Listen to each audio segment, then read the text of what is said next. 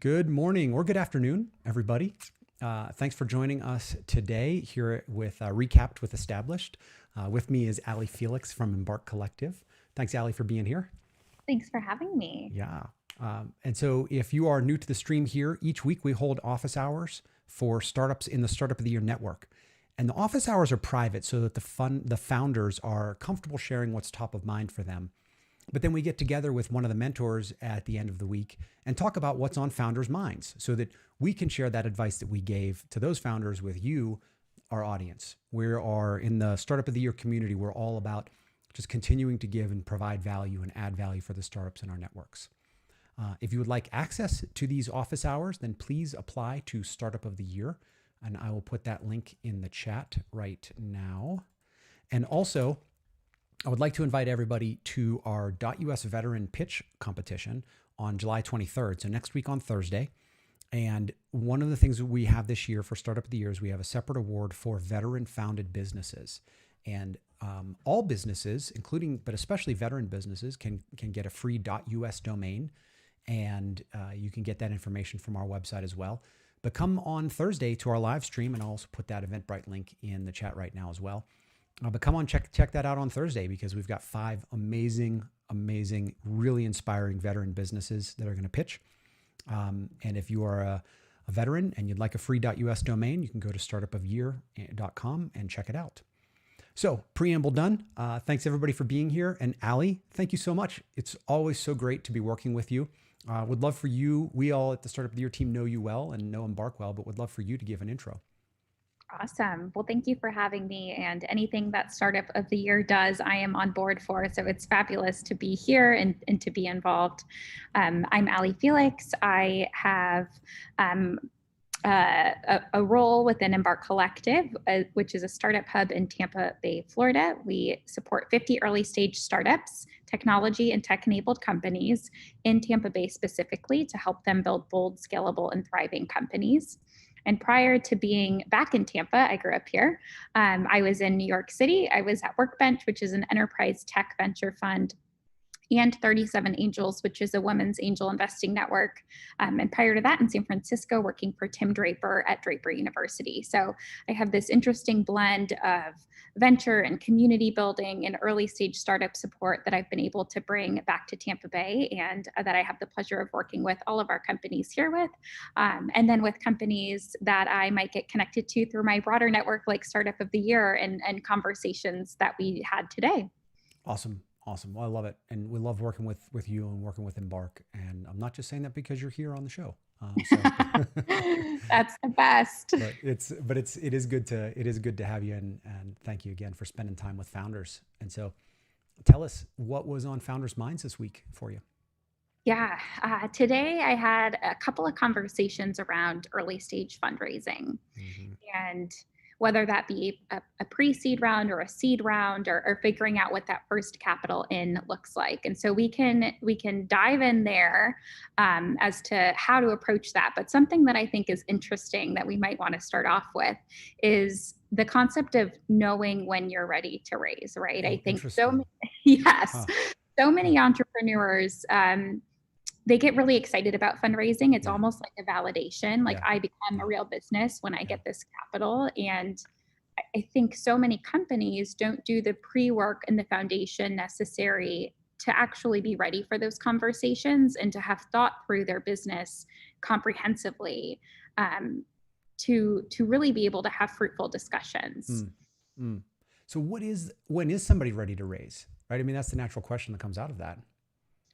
And it varies, right? Mm-hmm. Because it varies based on what you need to survive as a business. So not everybody has this ability to do a friends and family round, right? I think that Sure. can be very harmful. Not everyone has capital there. So if Yeah. you are an early stage company, you have an idea, you need to build out your product and get it to market. How do you get access to capital to help you be able to create those proof points? Sure. So I think that's the first question, is where are you in that process, and what do you need to be able to bring your business to reality?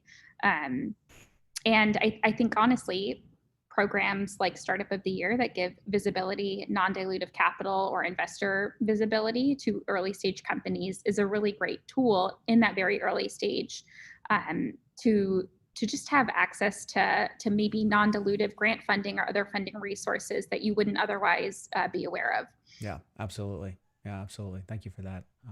Yeah, no, and to your point of it, it varies by company, right? The founder that has raised money in the past, that has those connections, has the network built out, has the proven successes, right? It's way easier for that founder to go out and raise on a smaller level of product, right? MVP idea, and what your network, how your network is attached there, and how you've built that out makes a big difference, right? And otherwise, if you've never done it before, I was talking to a founder who's not raised money before, and they're just starting to think about this, and and so it was along the same lines, right? Is it, have you built out this network? Who is your network? Who are you going to go talk to? And if you haven't, then get ready for this to take Yeah. 6 to 12 months, Yeah. and not 3 to 4 months. That you have to plan for that. Completely.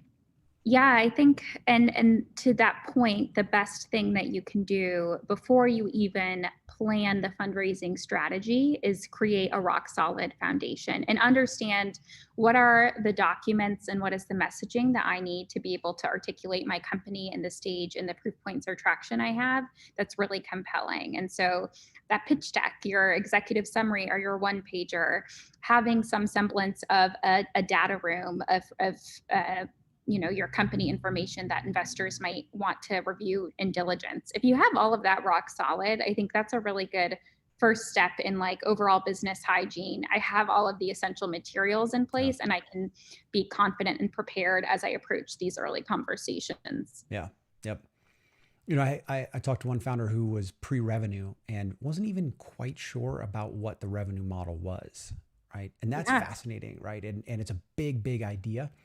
And so we talked a lot about we talked a lot about and even exchanged emails afterwards of the idea that you can lay out some concepts, right? Of, okay, here's what I think is the revenue model, and show that you thought about it, but you don't need to write a 50-page business plan about it, right? Mhm. You can say, here's how I think we're going to charge, and here's this and that, and it actually becomes an opportunity to then have conversations with investors, with corporate partners, with potential customers, with folks that you're trying to get the attention of, because funding comes in lots of different sources, right? There's the VC model that everybody thinks about, but then there's the revenue, right? Customer revenue is how you should be funding a company. The best. Yeah. Right. The best, right? The best. And then there's the non-dilutive grants as well. But regardless, like if you're in that stage, you're in that pre-revenue stage and you're not even sure what the revenue is going to be, show that you thought about it strategically and that you're continuing to go out and validate that. And then this falls into the famous startup maxim of ask for money, get advice, ask for advice, get money.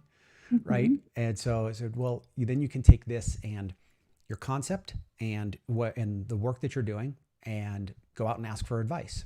And then it disarms the funders, right? So it's not like, I'm not asking for money now, but I see that you've invested in startups that are in my vertical.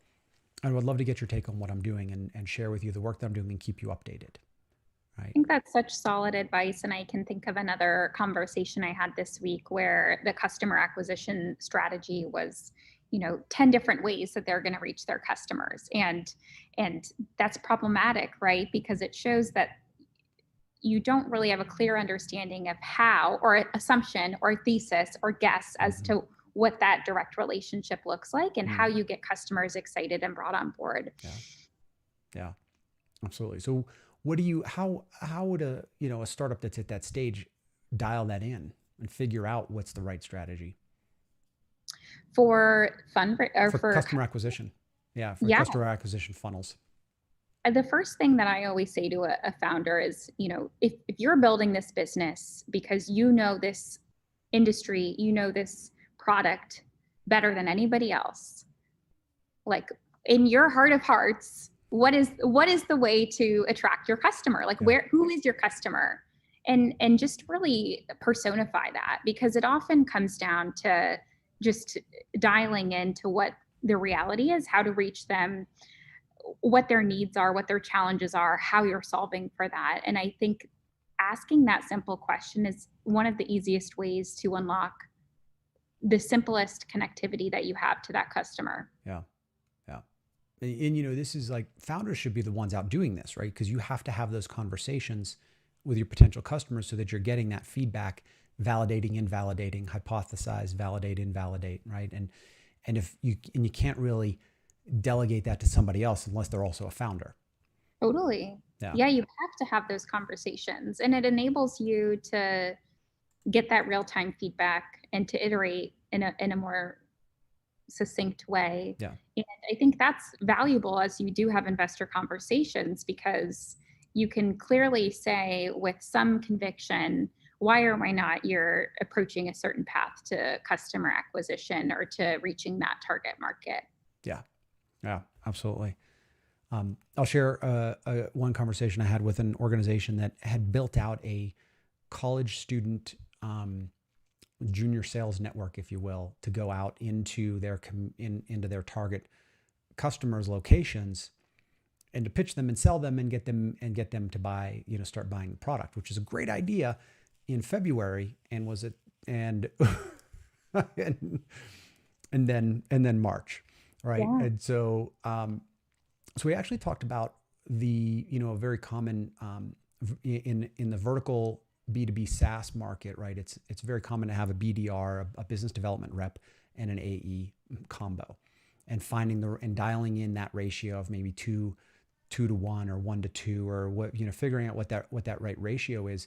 So the BDR is the junior person that's filling the top of the funnel, and so they're the ones that are sending the emails and following up with the messages and doing the initial phone calls and, hey, let's do a quick demo, or maybe not even a demo, maybe just let me make an appointment with my account executive, right? And so we talked about how, as a bootstrapped small bootstrapped company, that they could build out, take that junior network, right, of kids, across colleges, take just the top 20% of them, because there were a lot of them, right? And, as people are engaged at different levels, but take just the top 20% of them and create a little BDR funnel for them where they are teeing up the conversations for you, the CEO, right? So the CEO on a 2-person team should not be doing the business. It's, should not, if there's an opportunity, you can outsource that BDR work to people that care and that are vetted, Yep. that care about the product. Then now you've got a funnel that is just filling your calendar with sales meetings. And then you can, people either can prove it or, can prove their value or not, and, Yeah. continue to build and grow that funnel that way. And so it was a great little system that they already had in place, and they just had to put a little twist on it in order to turn it into a sales meeting machine. An interesting tidbit that I got working with a company, an enterprise technology company in New York, that I think would be good with that model. As you're thinking about having a really lean sales team, going from founder-led selling to maybe making your first sales hire, is making sure that you're tracking and recording those processes and conversations from the earliest Mm, days. I think so many founder CEOs think that they need to bring on a sales lead, and eventually yes. they do. But Yes. as CEO, no one will ever have the same passion that you do to Yes. sell that product. Mm, And so something as simple as recording a database of calls that you have in those early conversations and keeping track of that sales language from that early stage can be so valuable as you scale your sales organization in itself. That's a great point. You're absolutely right. Is that first, as the CEO, nobody's going to be more passionate than the founder, but also having that data and knowing what's working. So what is working for that BDR that's really successful, and what's the other one not doing? Was there a company that you or a software or a platform that you were thinking of that helps with that? So the the VP of sales who gave me this advice said it's literally stored in a Google Drive. Yeah. And I think that's a good point, right? Like Yeah. we don't have to create this fancy database or platform. Sometimes it's nice and efficient, but what is the minimum viable product of what I can do to get this recorded and to create some kind of process and database for myself? Yeah. So Totally. Yep. No, you're right. Like, you don't need a fancy system, but you could just do it in spreadsheets. Absolutely. I had another conversation that I think will be of particular interest to you, Allie, and is for me as well. And that was about creating a partnership program. All right. And so these are not your customers. These are your advocates that are advocating your product to their members, and that they are then your partners. And this is a non-paid relationship. And this is something that you and I both do, right? And our teams do professionally. And so I'll share this with the team, and then with the viewers here, and then I'll let you add on to it, right? But the idea that you need to track who your best partners are. There was a book, I can't remember, I think it was Made to Stick, where they talk about mavens, right? And the mavens are the people that are your super advocates and your super connectors, and they're incredibly passionate about what you're doing, right? But so again, using the funnel analogy, right? You fill the top of the funnel with all the potential partners that you have, but you give each one of them their own little code that they then share with their network. And then you track where those codes are coming in from. You get one or two here or there, but then Startup of the Year gets 6 or 10 applications from Embarc Collective. It's like, oh, who's this Embarc Collective? Let's talk to them. Well, we knew who you were ahead of time, but I mean, legitimately, we see 6 to 10 applications a year, probably more, from Embarc Collective, right? Because we're able to track that and request that information, right? And so if you're a startup and you're thinking about building out this partnership network, you need to do it in a way that it can be scalable from day one, so that you have a funnel and a form that people fill out, and then they get a code, and they give that code, and you give them the materials that they need. Don't expect them to write your sales materials. Give them the email blurb, the tweet, the LinkedIn post, the forward, whatever, with their code, and then track all that information. And then that top, 10 or 20% floats up to the top, and okay, those are the people you want to get on the phone. Such a smart system to use. And I think what you're able to do then is think about those top 15 to 20 people and understand, how can I be better providing value to them, and vice versa. I think once you cut through some of the noise, you understand why you're a mutual good fit for each other, and why that funnel is referring back to you. And you can see, what else can I do in my repertoire of partnerships or communications or support to add additional value and maybe strengthen that tie, so that we can create more synergy. Yeah, awesome. What are some pitfalls that you've seen along those lines for partnership creation? I think asking for too much, and I want to caveat that by saying it's not necessarily how much you're asking for, but the work that it takes to accomplish that. So your point on packaging it up with the code, with the copy, with the imagery, that's an easy thing for me to then take to my communications team for them to send out. But if I need to create my own vision around what you're asking me to promote, and trying to figure out, where do I package that? How do I package that? Yeah.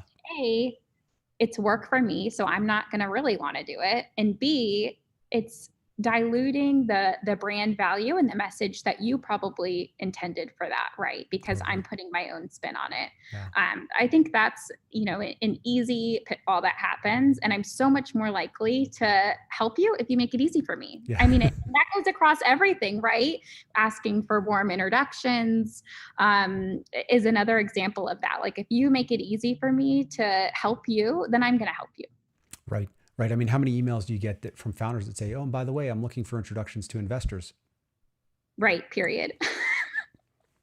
It's Ever? so true. Yeah. And to that point, I think it's about conversations that I've had today around this are, how do I really identify who it is that I want to connect with? Who do I want to reach out to, and why? And I think the why is the most important piece, because if you can articulate to me why you want that introduction, why it's a unique fit, and why it makes sense for you to connect with that person, it becomes clear to me as the mediator or the connector, and it becomes clear to that person to opt into that conversation. So the success rate all across the board is way higher. Yeah, totally. Totally. Awesome. That's great advice. I love it. I mean, I have a question for you now. Sure. How do you respond, knowing that you are a super connector community builder as well? How do you respond to the non-double opt-in email? So someone just connects you to somebody else. I'm sure this has happened, to a company. And from your investor hat, you're like, okay, I've had no time to filter this connection. I don't know if I even want to have this conversation. Like, how do you respond in those moments, and how does that make you feel with your investor hat? Yeah. I think this is good for founders to hear. Yeah. So I'm thinking of one in particular from the Colorado community, and he made two cold like non-double opt-in intros. And the first one, I went and had lunch with this person, just trusting the person that made the connection, right? And there was no fit, none. And I lost, an hour and a half of my day driving there, having lunch, driving back. And I was like, that was a waste. And then the second one, I didn't make that mistake again. I just did a quick phone call. I was like, oh, there's also no connection there. So I went back to the source, and I had it in kind of an uncomfortable conversation. And I said, thank you so much for thinking of me for these connections. Here's what I'm really looking for. And here's what I got out of these other ones, which was basically nothing. And that these were not good fits for me. And what I would appreciate in the future is you just send people to me, send me their LinkedIn information and ask and why you think I should connect with them. And this was a person that stylized themselves as a super connector as well. Never got another introduction from that person. And it's been totally fine. And that is okay with me, because if you're wasting my time, I gotta get right to the heart of it. So my first thing is that I take those first meetings, and I don't do, obviously we're not doing lunches now, but I've been working from home for so long that everything is on Zoom for me. So I take that first meeting, and I have a separate calendar invite that is they can only book 30 minutes with me, right? So this is the other thing, is that if you've got the 30, 45, and 60-minute, 60 is what you'll get. people are gravitating to the 60. I actually have one that's like 15 or 30, and I let people choose 15 or 30. Side note on that, women do not do a good enough job of grabbing the 30-minute time slot. Men always grab the 60-minute time slot. And so I stopped offering it. And the people that I wanted to talk to were the women founders that were grabbing 15 minutes. And so I would block out an extra 45 on my calendar, just be like, I know I really want to talk to this person. And I would email them and say, hey, next time grab half an hour, right? So that we can have this. So anyway, that was maybe a very bad generalization, but this is like something that I've coached a lot of female founders on in the past, is like, grab that time, right? Grab that time. So I always take the meeting and limit the impact that it has on my calendar. And if there's a problem and there's a repeat offender, that go to the root and cut that root out. So it's great advice. And my follow on, and I'll share my formula for this, but what is your suggestion in like an easy double opt-in email for a founder who's seeking fundraising? So a founder seeking fundraising, gotcha. They go to you, they say, I have this target list of investors. Yep. Could you introduce me to them? what's your process in figuring out, is this a good fit as an investor? Is this like introduction the way that I know my investor contacts would want it? How do you think through that? Yeah, absolutely. You have to send me an intro paragraph about your business, where preferably where your round is at, so that they can understand that as well, to see if that's going logistically is going to be a fit, and a deck, right? Yeah. And then I can just forward along and say, hey, I'm doing due diligence on this company, or spoke to this founder, not a fit for us, thought it might be a fit for you. They asked for an introduction to you. Would you be interested? And then I always say, feel free to reach out directly, or let me know if I can make an intro. It's a good one, because then you don't have to do the manual work and you still get the credit, if you will, in referring a strong company to that person. Yeah. Yeah. The other thing that I have a text expander program. And so I have a lot of this stuff there, 3 keystrokes, and like in my double opt-in email template pops up. And so then here's their information. Let me know, if you so that all that stuff that I just rattled off, that's already just in a template and in 4 keystrokes, and there it goes.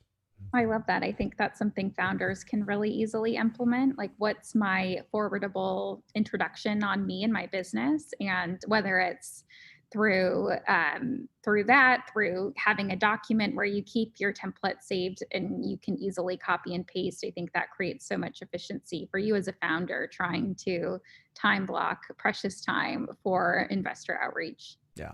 And so, Allie, what's your system? I'm, well, obviously a double opt-in person. Yes. As I help companies think about accessing our relationships, investor networks, I go through a few things. Is your pitch deck on point? Do you have a data room in place? Do you have all your materials ready so that you can come to the table with polish? And will you create a short forwardable blurb for me to be able to pass along to that investor? From there, I have them bring to me a list of investors that is relevant to them based on industry, based on stage, based on location. And I'll be happy to vouch for that founder once those boxes are checked. So it requires a little bit of work. Forward it along to an investor, say, would you like an intro? Yes or no. It's very easy. I love it. Right. Totally. So you have your checklist, and you put the work back on the founder to make sure that they're at least able to check those boxes for you. That's good. And it's very clear communication. You got to be, when you're clear and concise in that communication, then they know what to expect from you. And as you do it once as a founder, that's all you need to do. You put in the work once, you have all the information there, and it becomes a repeat process. Totally. Awesome. So, Allie, anything else that we didn't cover today that you'd love to go over? One last thing that I'm going to share. Oftentimes, and today particularly, a founder was talking to me and saying, "Hey, I've had some investor conversations. I'm not yet ready for them, right? I'm not at the stage that they might be interested in, but I want to maintain a relationship. What does that look like?" And so my last tactical tip for the day, which I hope every entrepreneur does for themselves, even just to stay aligned on their business progress and traction, is an investor and an advisor update. So having an email that you might send monthly or quarterly, depending on your stage and the progress that you're making, and using that as a tool to keep your mentors, your advisors, and your potential future investors up to date on where the business is, the traction that you've made, maybe some challenges that you're facing, and some asks that you have. And I think that's a really smart marketing tool that many entrepreneurs can use as they have early conversations with investors who might be interested down the line. Yep, absolutely. Once they opt in. Once they opt in, exactly. Yes, once they opt in. Yep. It's the old Mark Suster advice: lines, not dots. Yes. Yes. The more dots I have on the map of you, the more line, then I can draw a line. And it doesn't have to be monthly. It could be, semi-annually, depending on your progress. Totally. The very first investment that we made for Springtime was a company called The Food Corridor. And Ashley Colpart is the founder there. And I met her in 2014. She was one of the, founders that I met very early on. I was subscribed to her Brag and Moan, which was her investor update or stakeholder update, right? So it doesn't just have to be investors, but it's so sorry. Side note on that, right? The stakeholder piece is key too, because those people who are not investors will know investors and they can make connections for you. So, or potential customers. But so anyway, I was subscribed to the Brag and Moan on 4 different email addresses across SoftLayer, IBM, Personal, and then Springtime. Because I wanted to track her business, and I thought she was an amazing founder. And it was the very first investment we made because I had 4 years of data on Ashley and how she built, grew, and communicated her business. I love that. And she showed up, right? Consistency is key. Yes. Yep.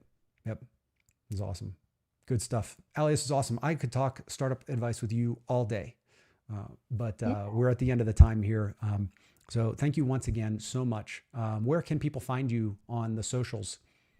On the socials, on Twitter, I'm at Allie Felix. And then please follow along Embarc Collective. We have a weekly collective newsletter that shares all kinds of good startup content, resources, opportunities like the Startup of the Year pitch competition, and news on Tampa Bay startup founders too. So thank you so much, Rich. Yeah, and the Embarc Collective, EMBARC Collective, the newsletter is great. I get it every Thursday morning, and there's great articles and great advice from founders in there. So it's really well done. I love by the way, the Embarc branding is on point. Oh, I appreciate that. That's good. Yeah. Awesome. Thanks everybody. Have a wonderful weekend, and we will see you all next week. Bye. Have a good one. Bye.